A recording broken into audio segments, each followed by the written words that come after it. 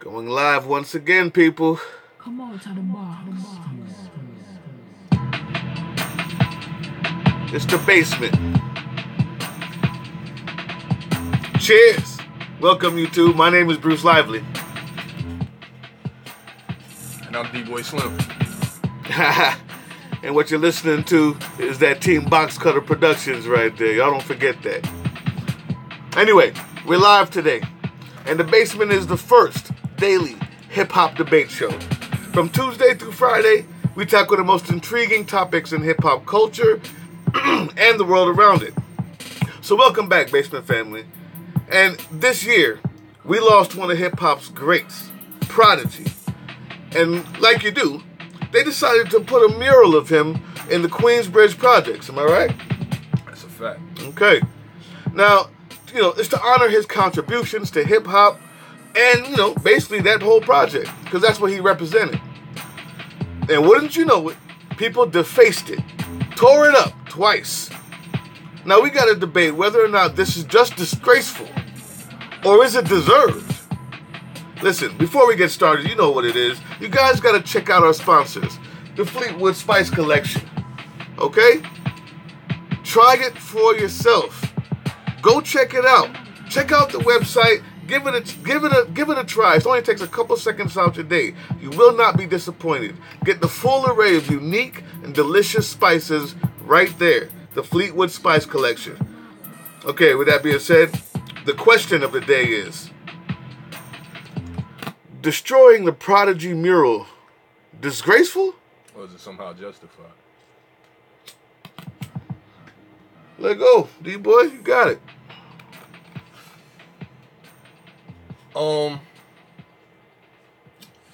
Let's get straight into it. I won't even hold you up.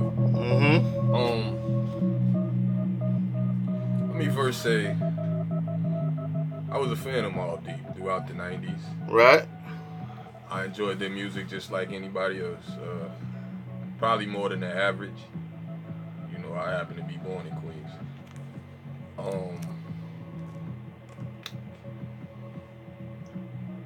So from that standpoint, I can understand why they would want to honor Prodigy outside of Queensbridge projects.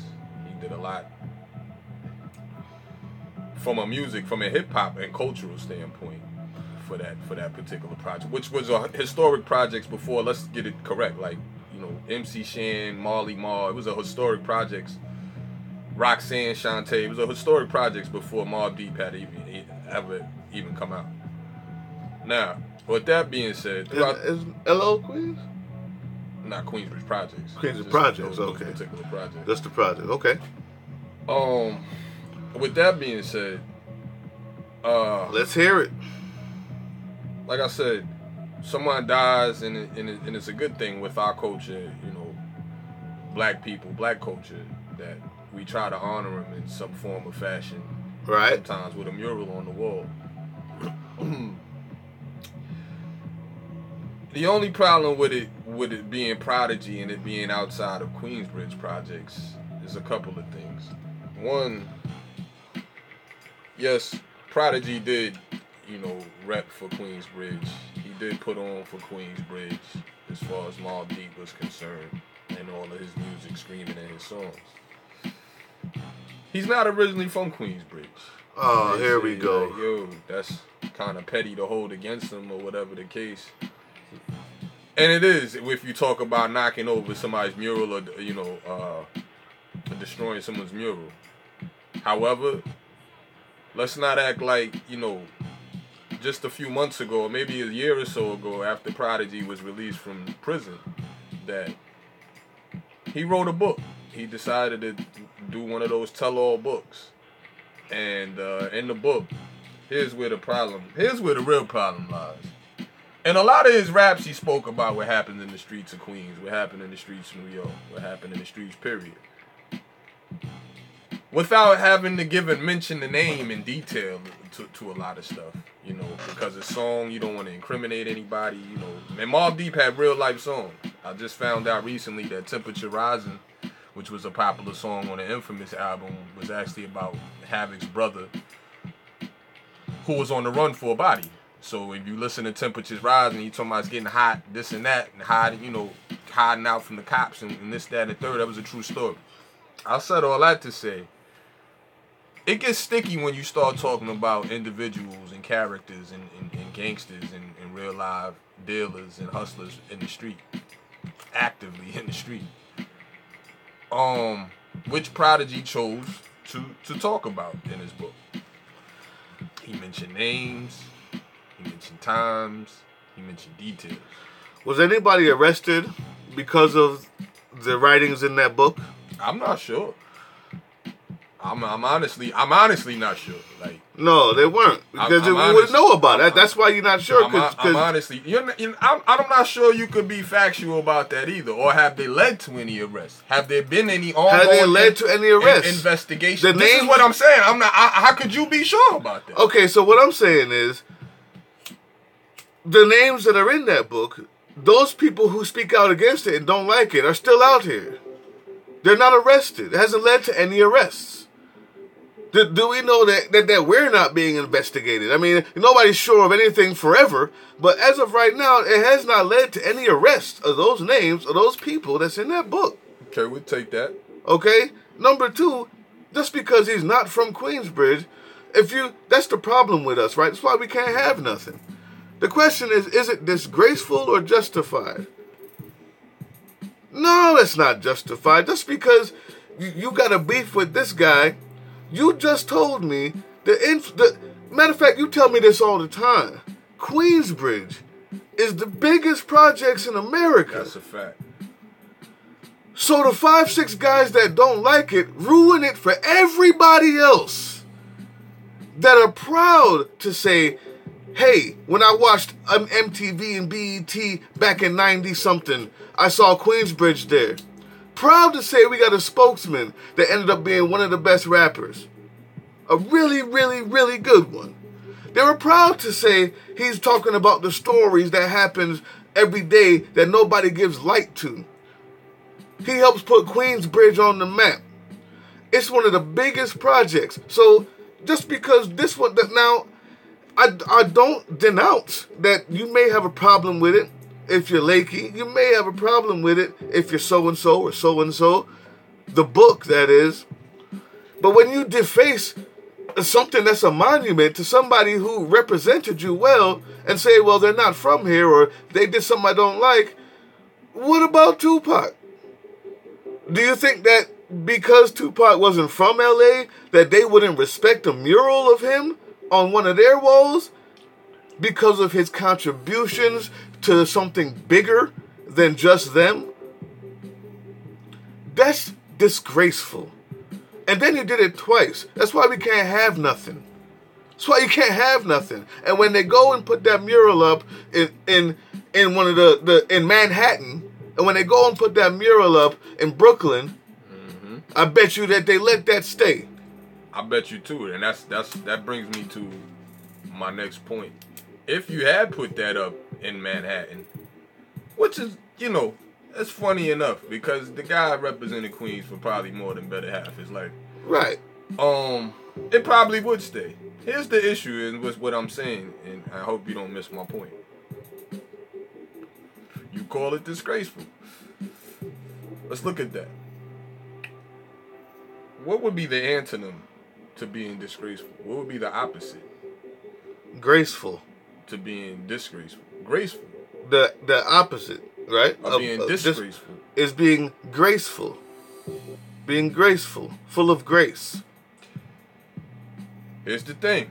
Again, when you start mentioning gangsters, this is where it gets sticky. Because a gangster story seldom, if at all, gets told. Right. This is not the rappers. This wasn't rap beef.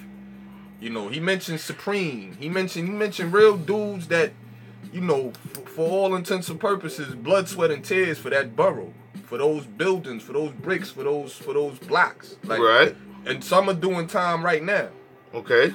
Some have family that still roam in and around Queensbridge and is still feeding actively dudes that's still in and around Queensbridge. So when you disrespect them, like I said, it becomes it's no longer about the rap legend Prodigy that we revered or whatever the case. That gave him the platform to do that, to throw that book out. But when he threw the book out and you start mentioning real names that have real meaning to those projects, the reason why people, why he's proud to rep Queensbridge projects, not just the rappers that come out of there, but the street stories that he loved to tell out of there. Well, a lot of those street stories, and like I said, a lot of those people were real people, and they're still in and around Queensbridge. Man. And they take it personal, and their kids take it personal when they see a dude that. I hear you. Like I said, I don't know the personal riff, what he did or didn't do, what he, for this one or that one. But like I said, there is another side to that. There is another side to that, and I'm here to put light that it's like I said, you leave yourself once you start talking about gangster stuff is gonna happen. That's what's up. Gangster stuff. You start talking about gangsters. No, that's what's up. Gangster things tend to happen. That's all. But that's all I can say. There's one thing that all of us, gangsters or not. Now, whether you respect it as something, there's one thing that all of us. But one thing we know about is, you got villains and you got what's perceived. The only thing that separates what you perceive as a villain and as a hero is the circumstances. I understand that. So the one thing that we do also know is, when you say it might be gangster. But it's disgrace. It does not. No, like I said, I grace. didn't say the act was gangster. It's without grace. I said he had problem with gangsters. Okay, so what I'm saying is, when gangster things happen, what I'm saying is that is disgrace. That's my point. Is that's disgraceful. It's not. If you got a problem with him and whatever it is, you can say that and that can be done. One might feel Prodigy was. But let me just finish. If you. I didn't finish my point. One might feel like Prodigy is a disgrace. Okay, you understand? That's why I said the opposite of disgraceful. Because one might feel like having his mural outside of the projects where they blood, sweat, and tears at is disgraceful to what they represent. The problem is, Queensbridge is the biggest projects in the United States. So the 2 or 3 people that have a problem with it are going to ruin it without any grace for the people who were happy that Prodigy helped put them on the map, that showed a story that they needed to be heard. Those 5 or 6 people might be the realest people that would walk those projects. Yeah, but it might be the most respected. Okay, but they don't have a mural because what he did was bigger than just them. And when you really think what about he did was bigger than just them. Can I just say that though? That's why he has a mural, not because he was a real dude, not because he was a gangster, or not because he told or didn't tell. They made an impact in the rap game. Yeah, that's bigger than just that person. And shouted those projects out. That's big. From where we come from, that's big. That's gigantic. But let me ask you something though. Is it? Yeah. Because like I said, from the other side of the coin, if you went platinum, right? 2 or 3 records, and you shouted out Queensbridge projects, true indeed. And you played them every day in your video. And you bought the cameras to the hood, and you brought money and food back to the hood, and you shouted with out. that. Now this is where the line in the sand is drawn. Could that or is that bigger than someone who actively or is known for actually feeding? Let's just say he just one of these dudes that was involved in that had a problem with Prodigy personally for years has fed 100 people in Queens. Because we just acknowledged, as he just said several times, this is the biggest projects. This is the biggest projects. So if your crew is deep, that's why they called their crew Mob Deep. Their crew is deeper. Okay. So let's just say he just feeds 100 people. Because he's not a rapper. He doesn't have a record. He haven't been around the world on a platinum single, whatever, whatever. Let's just say just from the ground, or for what he's taken out the neighborhood or whatever, however he hustled and got it up, he manages to feed 100 people. Is that so? You saying what Prodigy did is more important than what he does? I didn't say it was more important. What I said it was further reaching than just you, because you may feed 100 people, but you also have to admit that the platform that he gave you, has helped you do what you do, no matter what that is in Queens. When he put the camera there and showed it to the world, it helped you. It did. When he gave when he did the videos and hundreds of people back there is getting paid to be in a video, that helps. Not just that, worldwide, nationwide, hip-hop wide, culturally, it's bigger than just you and your 100 people that you fed. So you can have a beef with him. But you can also have it gracefully. It's disgraceful. They put up the mural about the guy. You can have a beef with a dude. We used to understand that the position that hip-hop was in when it just started, and black people on the whole, honestly, we have to begin to lift up the people who present us to the world. We have to begin to lift up those and recognize what they do as a cultural significance, despite the beef we may have. Not that I would compare him to Martin Luther King or Malcolm X, but just to say the importance, there's people who disagreed with King, but won't defame his statue because he wasn't like X. Here's the reality of the situation. And there's people who disagree with X, but won't defame his statue. There's people who disagree with Michael Jordan in Chicago, but won't defame his statue because how he presented us. If you have to do more good than bad.